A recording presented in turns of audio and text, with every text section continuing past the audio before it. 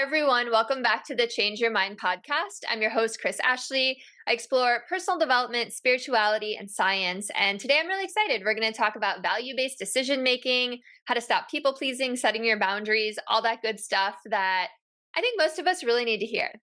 All right, first, a couple of quick announcements though. Head to the link in the show notes. You will find a link to sponsor the podcast. You'll find links to my free masterclass, free downloads. You'll definitely find a link for my book, Change Your Mind to Change Your Reality.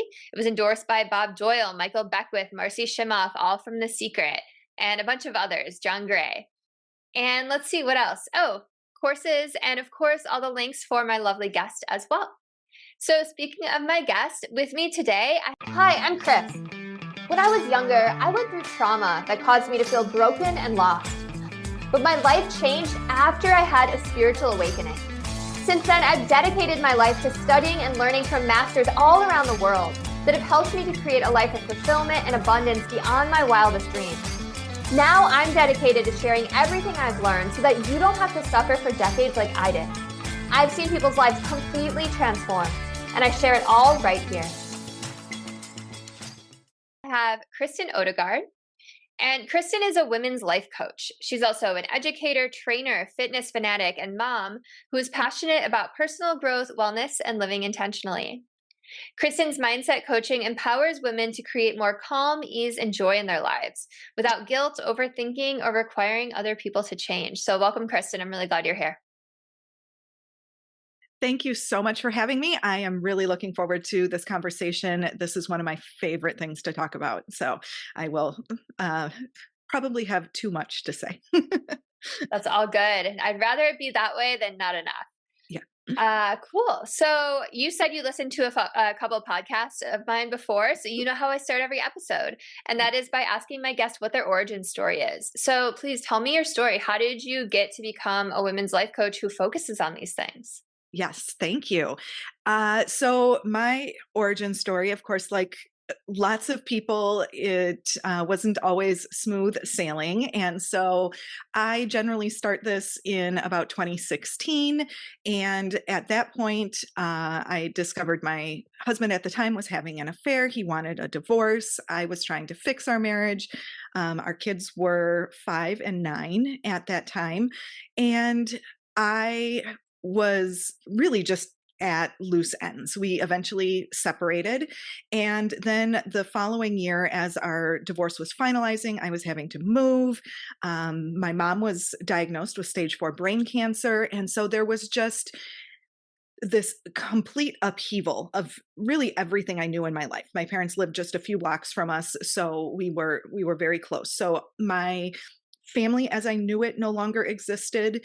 I wasn't in the home that I wanted to be in, trying to support my kids and grieving from some of these different losses. And I was going through therapy, which most people need. That was helping with some of the depression. But I also got to a point then where in my life it's like, what's next? It's not so much that I'm depressed or feeling anxious anymore with those clinical diagnoses, but I need somebody to help me figure out what's next, because all of my dreams and hopes that were kind of centered along this traditional nuclear family sort of structure wasn't there. And I found that I had a really hard time even imagining anymore. I didn't know what to do. I didn't know where to start. And so that's where I had discovered coaching. And being in the fitness field for many years as well, I had worked with trainers, I had worked with nutrition coaches, so I had kind of that background. But it was the first time I'd really worked with anybody in terms of mindset and how to think differently and to change some beliefs, and taking a look at beliefs that, man, I was holding on to them so tightly, but they were not serving me anymore. And the process of being able to have to decide, do I want, now it's a conscious choice. Do I want to hang on to this? or am I ready to think about things differently and then act differently?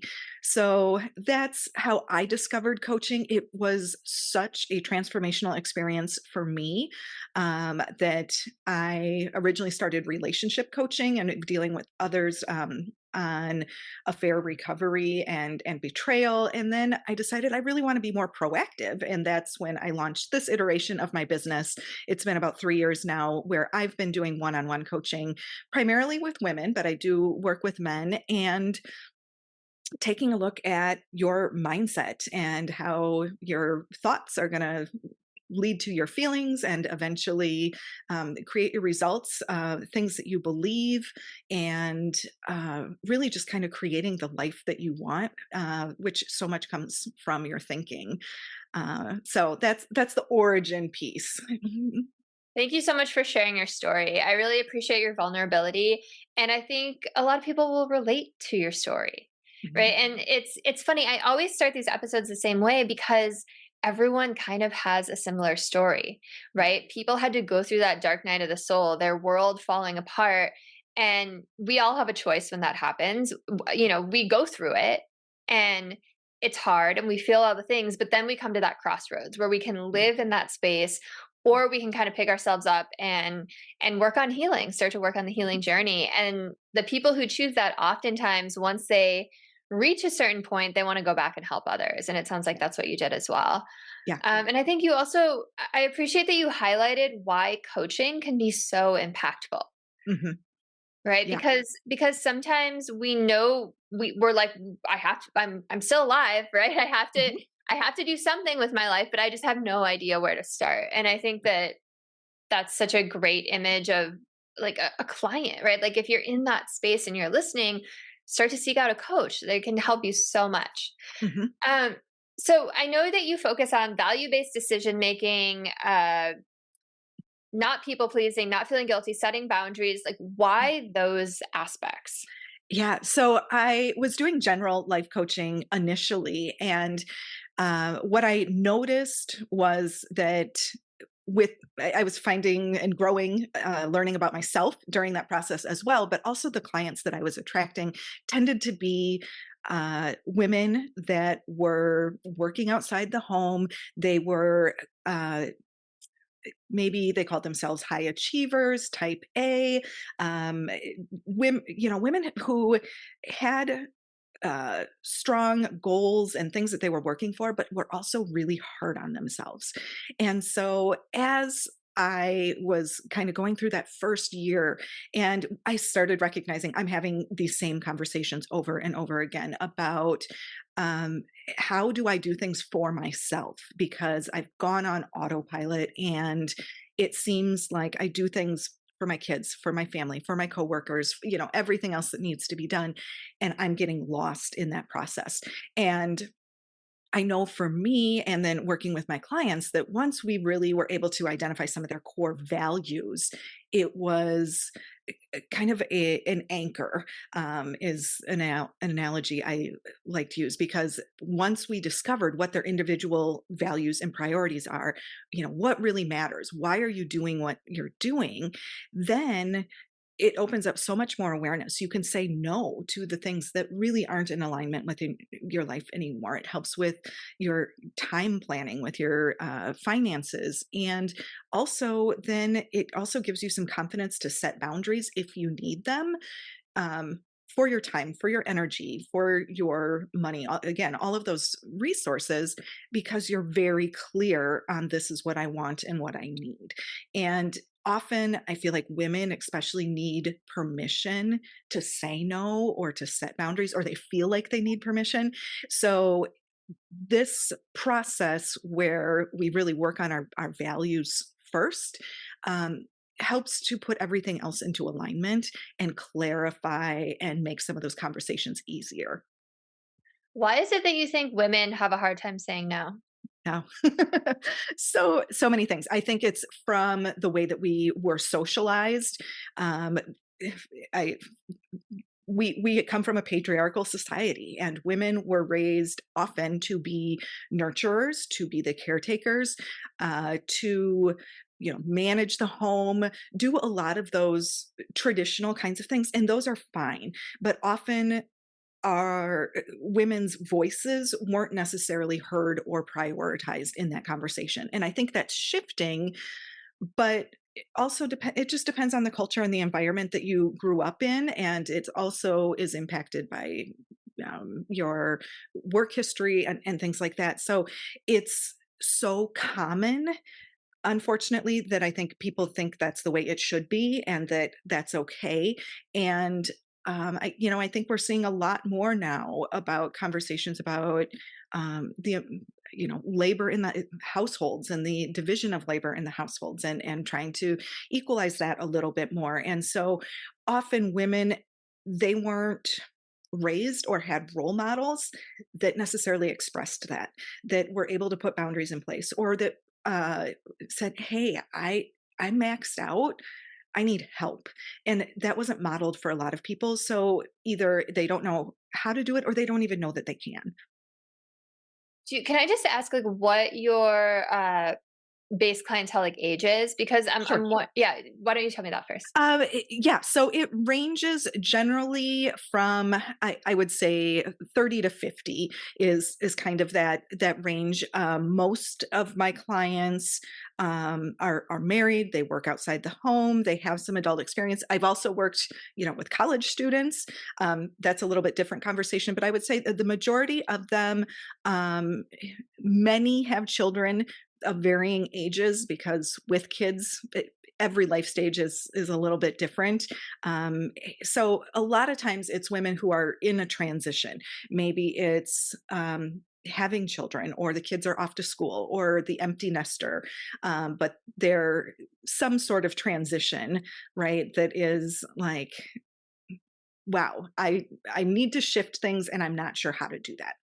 Yeah, I guess I was asking because you were talking about like the traditional family roles and everything. And I was Mhm. like, that feels like such an antiquated idea to Yeah. me. You Hmm. know, to me, I'm like, I was wondering if you worked with a lot of older women, because to Hmm. me, I'm like, this new generation just feels very different. Like I don't know a single one of my friends, and I'm 38. Like all my friends are in their 30s or 40s. Hmm. I don't know a single friend who the woman takes care of all the household stuff, or that all the childcare stuff, right? Like everything is so divided and like shared. Divided is not the right word. Shared. Hmm. Um, and I also know so many strong women leaders, Yeah. And some of right? that, And right, high is achievers. Yeah. right, who you surround yourself with. And Yeah. I'm Totally. older, so I'm 47, and I think I would say too, like, I am a stronger person. I am more detail oriented than, well, my co-parent or an ex-husband at this time. So naturally, I took on some of those tasks that he was more than ready to just say no. And we just got really unbalanced, and then didn't have the communication skills probably to rebalance some of that, in addition to other things. So I think it again, there's just so many variations of that. Sometimes it's age, sometimes it's just the demographics of or the culture in Yeah. which you were raised, and what you saw. um and I would say, by and large, most of the women, I'm in the Midwest, most of the women I know would say, we share, but it could be a lot better. And so, I think wonderful for you that, that is not so much your experience. And that's really, I think, what a lot of people are working towards. Yeah, I think you had a good point. It's about who you surround yourself with, right? Because Mhm. I mean, I'm so picky about who I surround myself with, right? Because Yeah. you know that old adage, it's like you are the result of the 5 people you surround yourself with the most, right? Mhm. Because your peer group influences you, and we tend to gravitate towards like-minded people. So if you're Mhm. purposely putting yourself in a situation around other high achievers versus maybe, maybe not, right? Mhm. Um, Yeah, no, it's an interesting decision or it's interesting conversation just to have in general. Like it makes me think. So my husband works in the video game industry. He works for this amazing woman CEO. She is like a powerhouse. She is a badass. Like she Mhm. has started and sold so many companies. She's worth millions. She's awesome. And she often gets these questions from people like maybe like reporters or something like, what do you have to say? Or do you have any advice for like women trying to break into the marketplace? And she's like, don't suck. That's her answer all the time. She's like, just work and be good. And like, Mhm. why does it have to be like the woman and a Yeah. woman in the workforce Right. or a Right. woman CEO or woman leader? Like, it's no different, right? Just Mhm. be good at Yeah. what you do, right? So Mhm. I don't know. I love that. So okay, cool. It's just so fascinating to talk about that, It right? is. It is. And it's interesting to talk about like why like the psychology behind all of this, right? Mhm. So like I guess also like what's the psychology behind people pleasing, right? Right. Why do women tend to people please more? Yes. And so a lot of times people are looking for validation, acceptance, approval. And again, so much of that does go back to your childhood and your upbringing. So if you were a person who, um, not it's the very rare child that is going to have 100% of their needs met all of the time. You know, parents are humans and they're imperfect. So it can be somebody who needs additional approval. It may be that parents only gave it in certain aspects, so they didn't feel as seen and heard, maybe as other cases. For me, I grew up with a chronically ill younger sibling, and who was in and out of the hospital. My mom lots of times would stay for a month at a time with him at the hospital, and my dad was working full time. So my parents didn't do anything wrong, so to speak. I just and of course I didn't figure this out until I was in adulthood, but I didn't feel seen and heard as much. So then I need to have straight A's. Whatever activities and sports that I did, I needed to do the best. And I was really hard on myself because it felt like sometimes the only time I was getting recognition at all was from external kinds of things. So it can be very individualized on where that comes from, but ultimately it's approval and validation. And if that, especially from parents, and even as you go into adulthood and that relationship changes with your parents, it might be harder to say no because they're always going to see you as this child and you're still seeing them in a different role. So having hard conversations, it's like, oh, I just don't want to go there. It's easier if I don't have the conversation at all. And so that people pleasing often, it just comes from wanting to make other people happy and or validation, acceptance, and approval. Yeah, that totally makes sense. And thank you for sharing your own journey because, so often we're like, oh, it was an abusive household or it was something Mhm. like that. And there's just a million different Yeah. experiences that people can have on planet Mhm. Earth, right? More than a Yeah. million, Yes. unlimited. So, and, psychology is so complex, right? It's Yes. not necessarily you can point to one thing, and especially kids under the age of 7 are just that's like when our personalities develop, when our Yes. lens develops, Mhm. Um, so these women that you work with who are people pleasers, are they aware of this or is it something that kind of like gets teased out as they're talking to you?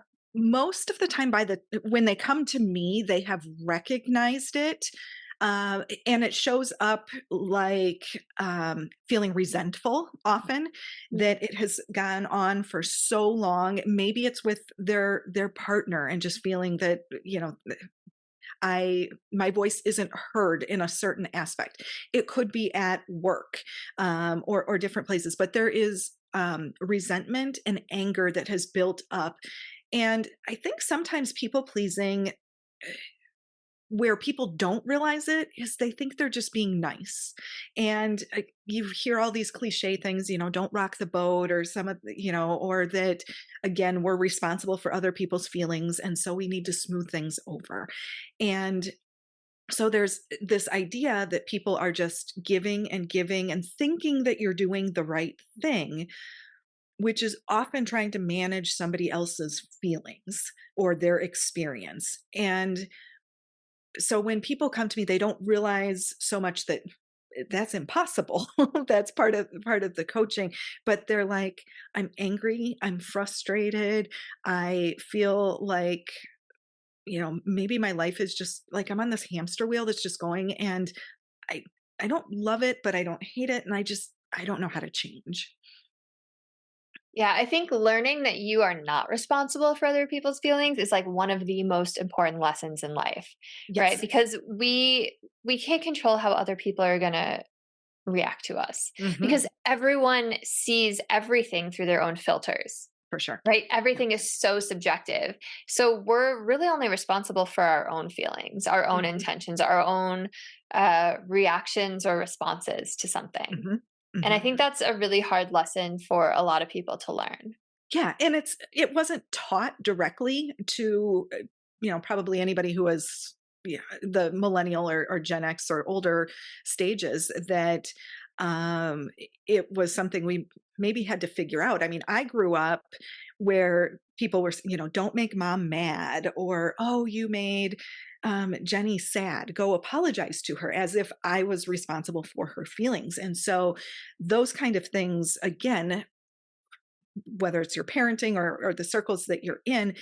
So we grew up thinking, wow, I'm responsible for these other people's feelings. So being able to even let go of that idea was huge, and certainly a turning point for me, and something that we talk about a lot in coaching.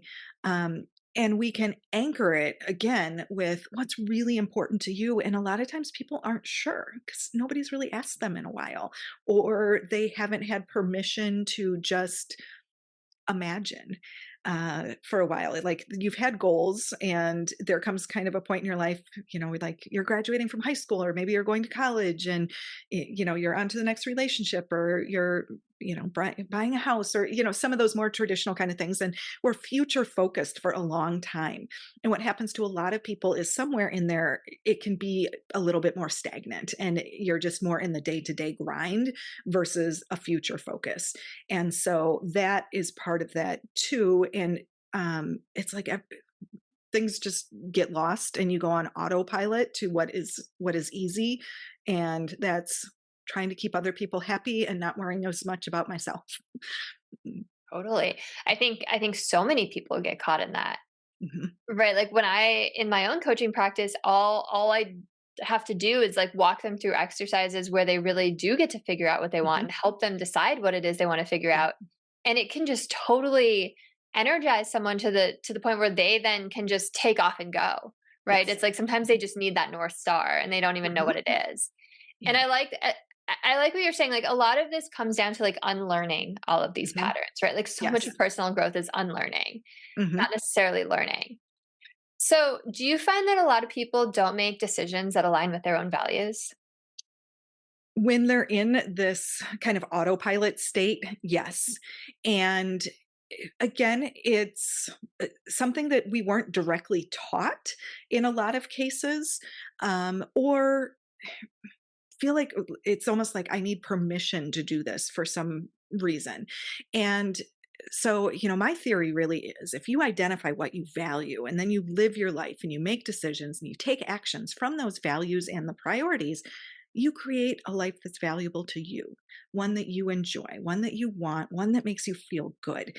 And so that's where we really just want to say, when you make decisions, and a lot of my clients, they're stuck in their head, they're overthinkers, and whether that's trying to keep other people happy or afraid of making mistakes, Mm, but they're thinking too much. And it's like, no, like, what's important, what is your North Star, what is your anchor, whatever analogy you want to use, and that can help you make those decisions with a yeah. lot more ease and less guilt, um, and uh, feeling more confident as a whole when you actually have a process.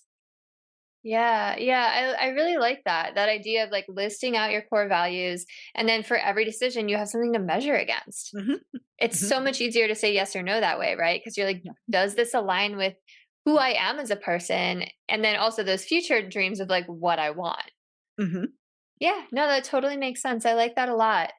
Um, so I know you mentioned too, like a lot of your clients are people who are really hard on themselves, and there's positive and negative to everything, right? right. There's good things about being Mhm, hard on yourself, right? mhm, You're going to drive, you're going to be a high achiever, but there's that negative side too. So how mhm, do people unlearn how to not be hard on themselves? Because right. that almost feels like something that's like hardwired into those type A personalities, right? Well, and it certainly can be. I always say that everything starts with awareness, because it's really hard to make any changes if you aren't aware of what it is. Yeah, And so right. that first part, when I'm talking with clients, is to start noticing the internal dialogue that you have when you are feeling stuck or down or frustrated, whatever is coming up for you. What is your brain telling you? And to start being aware of that process. And for most of my clients, that tends to be more negative. And our brain is skewed a little bit more negative, from biology. So that's understandable. But, it's almost the mean in a lot of cases that you wouldn't actually say this out loud to anyone that you cared about. And if that is what your internal dialogue is, one, we need to recognize that and realize that that is just not helpful. For most people, if it's putting you down to that extent, you're not it makes it hard to achieve goals. There are some people who that can lead to some motivation, but I will often say if you have a boss who was telling you that you are, dumb and not good enough and that doesn't look good and everybody else is doing it better, at some point your drive to succeed just withers up for most people. There isn't that desire to keep working. And so if that's your internal thing and you're thinking, oh, this keeps me going, and what we often find is you've kept going despite how hard you are on yourself, not because you are so hard on yourself. And imagine what you could do if you had somebody who was saying, great work, and that you did that really well today, and was somewhat more positive. It doesn't have to be even a complete cheerleader, but just not negative. And so we start noticing what that chatter looks like, and then that's where some of the mindset work that we do comes in, and starting to change some of those thoughts that are deeply ingrained about themselves. Yeah, I appreciate all that. I guess when I was thinking about it, I was having a different definition of being hard Okay. on yourself. I was thinking Yeah, like detail oriented. sure. Um, what you said, that's real though. Like that is super sad. Mhm, And it's true, like psychologists estimate 90% of our thoughts are negative and repetitive. And like you said, mhm, it's biology, it's a survival mechanism, right? mhm. We're wired to look for the danger, Yeah. right? So it makes sense. Um, yeah, it's so interesting how some people talk to themselves. And I used to talk to myself that way too. And it took a lot of work. Mhm, Uh, but sometimes we forget, right? So just a personal story. I had hired a nanny, and she had this like internal dialogue that she said out loud. So it was just a stream of consciousness. So I always knew what she was thinking. mhm, And she was more hard on herself than anyone I'd ever met. If she just did something wrong and I was like, "Oh, hey, let me like show you how to do this a different way." She'd be like super cool about it, and then I'd walk out of the room and I'd hear her go, "Ah, you're such an idiot. God, you're so stupid. You're totally going to get fired." And it was like, "Oh my god, it was like heartbreaking." mhm. Like something like that comes from like trauma, right? Like It someone external saying that to you. it can, sometimes it can be from, um that at some point that was motivating, like to have somebody who is better than you or ahead of you in whatever endeavor you're looking for. Sometimes it can be that people have adopted that to be motivating or for, to help with determination, and it just went wrong somewhere. It can also be, again, from perfectionism. Lots of times, yes, is very much a coping skill or a traumatic response in terms of being felt like I'm less than and not good enough, and that the perfectionistic side of things, yeah, that's a whole nother conversation on how that can look, with not feeling good enough. And again, being like that really detail oriented, like no matter, it's never quite good enough. Asking other people for their opinions, kind of crowdsourcing opinions, rereading emails, 9 times before you send it because I didn't quite get it right. So those are some other skills that, yes, can also be hard on yourself in that way too. Yeah. Yeah, totally. Okay, so you said the first step is kind of becoming aware, kind Mhm. of noticing that you have this internal dialogue. And then how do you start to change someone's internal dialogue like that? Right. So we'll start very small and one step at a time. So taking, if there's a thought that is not serving you, that maybe it's just, um, I'm never good enough, or whatever I do, it's not enough. There's a lot of enough kinds of things that will come in there, and we break it apart in terms of, is this really true?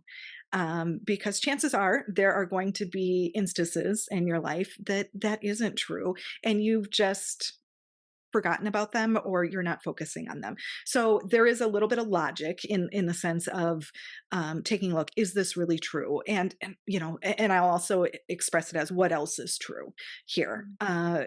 And at some point, then it kind of becomes a choice. Like, are you willing to believe that sometimes this isn't good enough, instead of it's never good enough? And we just start making little steps to change that thought so that when they're noticing it, you can redirect it and to subtly, make it better. Some people can do a big jump at once, and once they see, like, oh, that's not really true, you know and it's just gone. Others, if it's a deeply ingrained thought that you've held on to for a really long time, then, um, it takes little steps. I was When I was first divorced and going through that process, I felt like just an absolute failure. Like Mm. this, I failed my kids, I failed myself, and that was just the overlying, um, talk in my brain for a long time. And I had to let go and examine a lot of little thoughts that led to that. Like, why do I think, getting divorced versus being married? So sometimes we have to kind of dig a little bit deeper with what that means, but then slowly being able to, redirect when I would catch myself thinking that I can redirect it, and being able to incrementally make changes, so that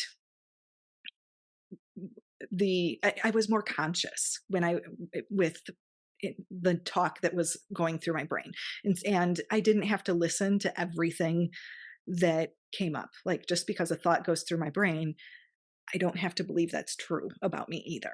And so that was another just kind of important point, like, because it enters my brain does not mean it's true about me, and definitely not all the time. So it's unlearning, right?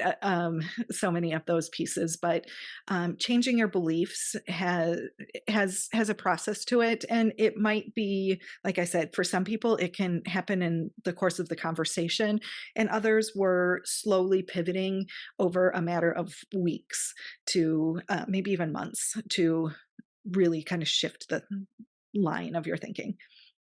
Yeah, it's funny that you said that. So while you were talking, I wrote down thoughts aren't true, and then you said it, and that's like such a mind-blowing thing for a lot of people. Like, just because you have a thought doesn't mean it's true, Mhm. right? Um, I say this in my book that, like, and by the way, this is a lot of what I write about in my book too. But I said in my book, like, if you look up the definition of belief, or you look up belief in the thesaurus, one of the antonyms for it is truth. Like, the opposite of belief is truth, because your beliefs are just made up of your opinions or the opinions of others that you've adopted, and opinions Mhm. aren't founded in truth. So you could even just go so far as to say, like, your beliefs are lies that you tell yourself, and then you completely build your life around these lies, Mhm. which Mhm. is why I love your process of, value based decision making. Like, instead of going with this old belief, let's talk about like what you hold important. Mhm. That's such a Yeah. great way to kind of like undo everything and like kind Mhm. of untangle that. Yeah. Okay, so you also mentioned, you mentioned guilt without saying the word guilt. Yeah. That you blamed yourself for so much of that, and like I Mhm. like to say, guilt is punishing yourself before anyone else has a chance to, right? Like, For sure. like we're growing up, it's like we're think we're going to get in trouble from our parents or our teachers or the Mhm. law or God or whoever. Mhm. But guilt is a hard one to overcome.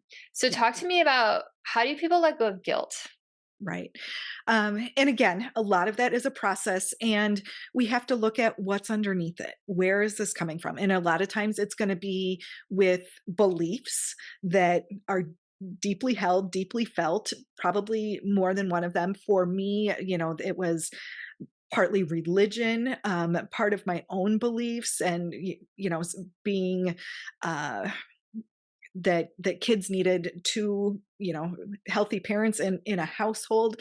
And some of my guilt as I unwound that, again, multifaceted. In part, I was trying to take the higher road, not blaming my husband, ex-husband at the time. And so in my mind, then it had to be somebody's fault, and then it was mine. So if it wasn't his fault, then it was my fault. And so I had to unwind some of that again. Like, why does it have to be anybody's fault? And so pulling that apart, and then also, some of it takes time, when something like that's really emotional, and a lot of things going on. I think it does take some time and perspective, in cases, to be able to release that. But it was a lot of work to let go of some of those beliefs, about family, about marriage, about myself, and that ultimately it came down to, when I looked at how I behaved when guilt was prevalent, that wasn't how I wanted to show up in the world. And so it was, you know, just bringing myself smaller, um, the whole blame game sort of thing. It's like, this isn't how I want to live. And so for me, it's like, I don't like feeling that. And that was part of going into my body, and like, what is this doing? Where does guilt feel? And it, blocks my throat, and it feels tight in my chest. And it was that I just don't want to stay here. And so that was part of my process. Um, but I'll also work with clients through that too. Like, physiologically, what does this emotion feel like for you? And is that something you want to feel more of? Or it, how can we look at releasing some of this, so that you can actually feel something different? I really appreciate everything you said, and I appreciate that process of feeling it in your body, and especially where it's like, a lot of times you just get to that point, like you said, like, I literally can't be here anymore. Like, I feel like I'm gonna die if I stay here. Yeah. And like you were saying, like, you didn't like how you behaved when you felt guilty. Also, like, what it does to your body, Hmm. right? It can cause illness, right? Holding on to anything like anger, or rage, or guilt, or sadness, or shame, like that turns into disease. Yes. Hmm. So yeah, I think you're totally right that like a lot of people get to that point where they're like, something has to give. Hmm. Hmm. And the people who don't get to that point, unfortunately, sometimes illness happens and then that gets them to that point. Right. Mhm. Yeah. And that's for me with, in some cases, I have clients who, we can identify the thought that isn't working for them. Sometimes we start with the feeling, and where what is this doing, and then we backtrack and say, what are you thinking that is creating some of this?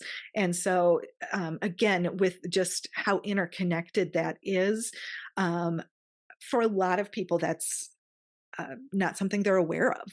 And being able to link that. And I know anger for me was another one. Like, I don't like feeling this way. I did have a lot of anger, just part of the grief process with other things. And it's like, I don't want to stay here. So then I have to think differently to be able to feel differently. And again, getting to that point. So, it's interesting how people come to try and make that change. But whether it's more the thinking or the feelings, but they're usually pretty intertwined. Yeah, totally. And it makes sense that like some people need to go in through the emotion Mhm. because it's like if you're not used to watching your thoughts and being conscious and being mindful, like you have no idea what's going on in there. Mhm. It's Mhm. just overrun with Yeah. this voice and you're like, who is this voice? Is that me? No, that's not me. That's like this program running, right? Mhm. um but yeah, your thoughts create emotions and then your emotions create those same kind of thoughts and you just get stuck in this infinite loop Yes. unless you break it. Mhm. Yeah, no, I'm loving this conversation because it's just not only is it so relatable, but it's just it's so fascinating how our brain works, Mhm. Yes. right?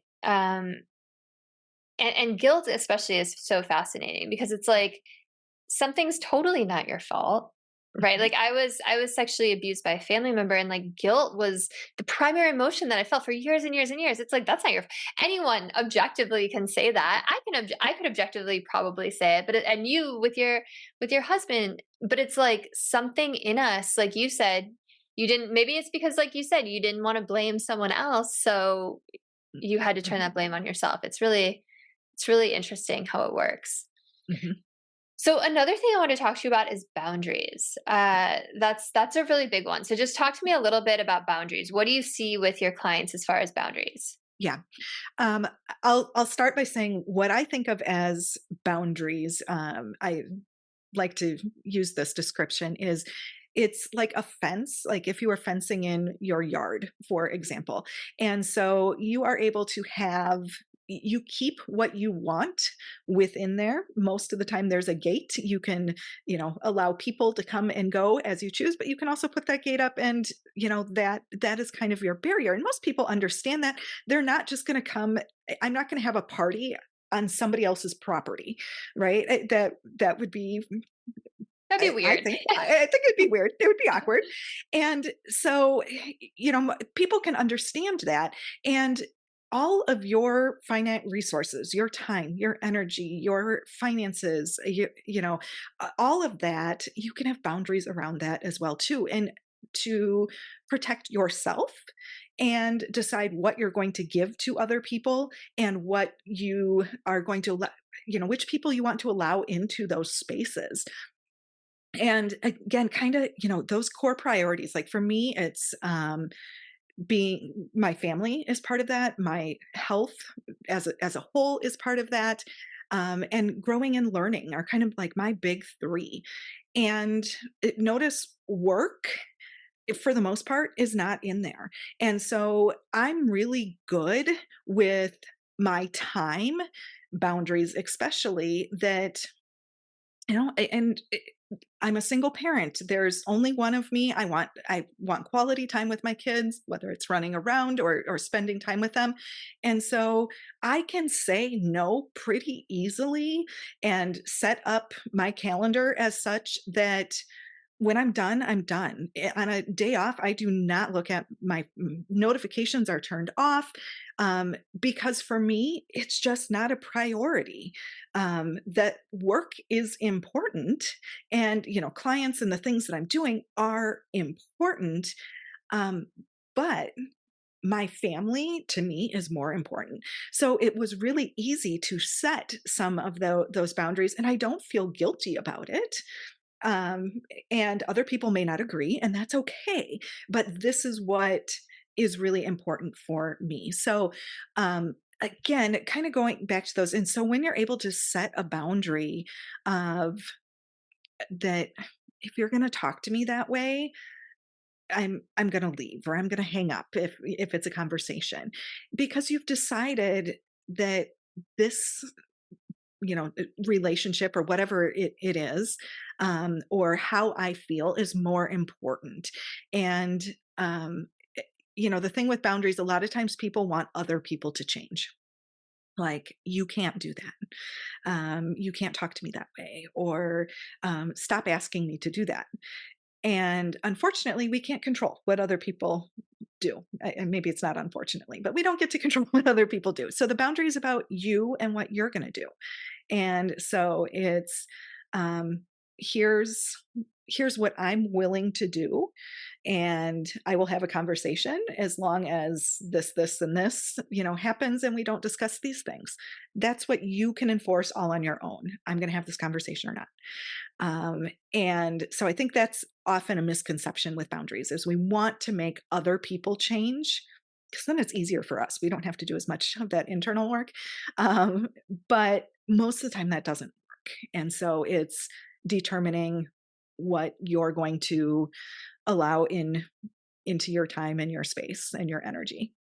I really like that definition a lot. And I really like that last part where you were talking about you can't control other people. And so often with boundaries, people think that it's about changing someone else. Mhm. And it's really about keeping like your safe space. And I appreciate that, because at first when you were talking about it, it's like, okay, I can control my calendar or something. And it's like, or I know what's important versus like work versus family. And it's like, yes, everyone, I feel like everyone can like jump on board with that. But sometimes things that aren't boundary, or sometimes things that don't appear to be boundaries, are boundaries. Mhm. And that's where it gets a little bit trickier. And I really like that you went there. Like, just a really fast personal example. I was a target of cancel culture once, and all these members of this community that I was a part of were spreading lies about me on social media. And I went to like literally three different therapists, because I was just so messed up from this. And they were like, this is a lesson in boundaries. Those people that were in that community didn't set proper boundaries for themselves when they were in there. So they're projecting things onto you. And you're not setting proper boundaries now because you're taking it personally. And it was like, holy shit, like this crazy aha moment Mhm. where it's like sometimes a boundary looks like you not letting the negativity in, or you're not taking something Mhm. personally. Yeah. And that's a much harder boundary to like It imagine. is, and even to reduce people pleasing behaviors or actions really is a boundary, because you're setting a boundary with, I'm not responsible for your feelings. Like, I'm not going to take this Mm. personally, and or you may not like that, and I'm okay with that because this is what I need. So that really is it's a personal boundary in order to stop some of those behaviors as well, because you're setting a limit for yourself. And here's what I'm willing to do, and here's what I'm not willing to do anymore. Yeah, I love that you just brought it back around. That's so true. And those kind of boundaries are uncomfortable, They are. right? Mhm. Uh and I think it's part of it is you just have to get comfortable with being uncomfortable and know that like on the other side of that is your peace of mind and happiness. Mhm. Yes. So discomfort is the price of life, right? That you being uncomfortable, and I don't know anybody who really likes being uncomfortable, but when we learn how to move through it and accept it instead of resist it, is really, I think, when your life can expand, and that you're open to more possibilities and more feelings, because you're not using so much energy and emotion to just try and stop being uncomfortable. because man, that's going to happen whether you want it to or not. Yeah, totally. And it's like outside of your comfort zone is where growth happens, right? And like it I love that you just said it's going to happen whether you like it to or not. And that's kind of what we were talking about before where, you know, you have the opportunity to change and you could change now or you can wait till things totally fall apart to change, right? Mhm.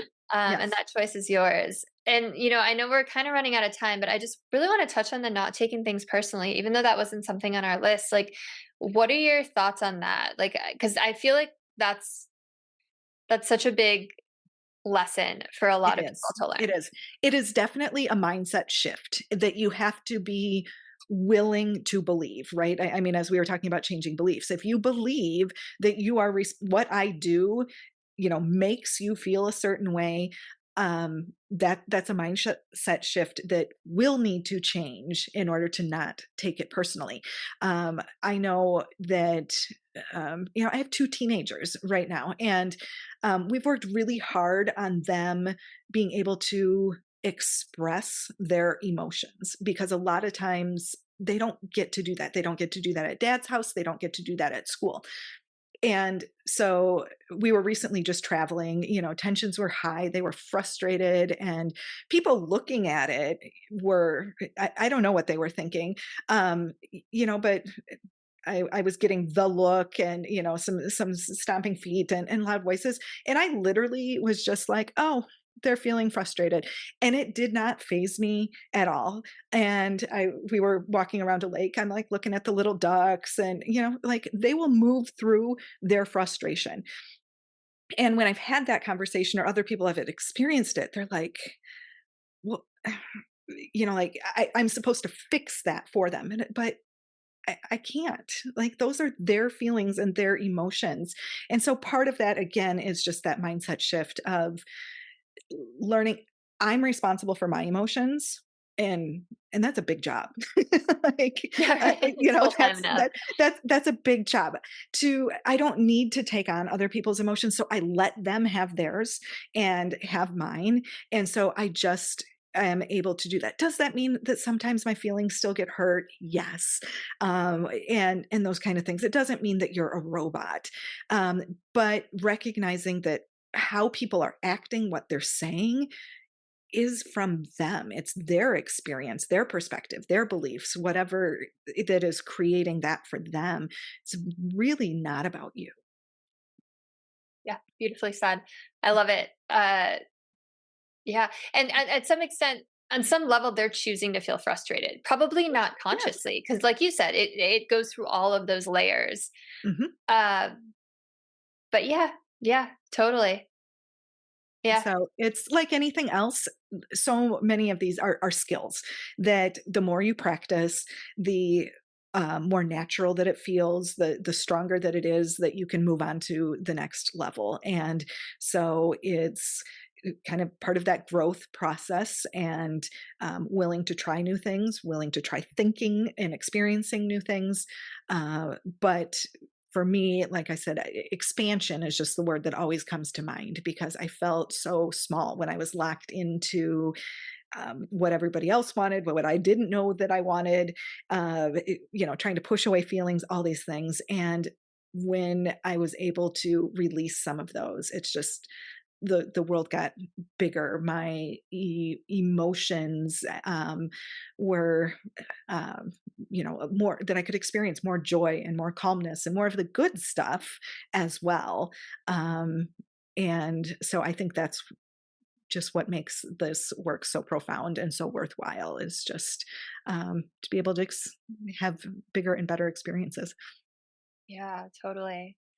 Okay, so if there's any human beings listening that have experienced any of these things we've talked Yeah, about, because they're it's so yeah, universal. it's the human experience. It really Yeah. is. Yeah. Yeah. And they want to work with you, where can they find you? What do you offer? Where can they get in touch? Yes, absolutely. My website is coachwithkristen.com. And I also have a weekly podcast called Stop Overthinking. So a lot of it is the mindset work of various things that we have talked about. So you can find that on it's an audio podcast. So wherever you can get the audio podcasts, and social media, I'm Kristen Odegaard Coaching. So you can, and all of that is also linked on the website. So I do one-on-one coaching with clients, and it's all virtual. So it doesn't matter where you live or where you're located. We can work together, and usually with a package of sessions so that we can really see some progress. But all consults are free, and I'd love to have you check out my podcast, or give me a follow. And I love talking with people too. If you have any feedback, I'd love to hear it. Thank you so much. And just a little note, Kristen's podcast is amazing. So definitely go listen to it. Oh, thank you. Yeah, absolutely. Thank you so much for coming on. This was such a great conversation and it's so important. Uh, just, yeah, like we've been saying, it's so universal. And I think there's so many people who were in that place that you were describing you were in, that are like, okay, which way's up? Right? Like, Mhm. how do I even make the first move? I know I want to change, but like, what's the first step here? So, yeah, I just appreciate you and your time. So thank you so much. Thank you, Chris. And yeah, and if you are listening, please like, share, comment, subscribe, send this to someone who you think could use it. And I'll see you all next week. Have a beautiful rest of your day.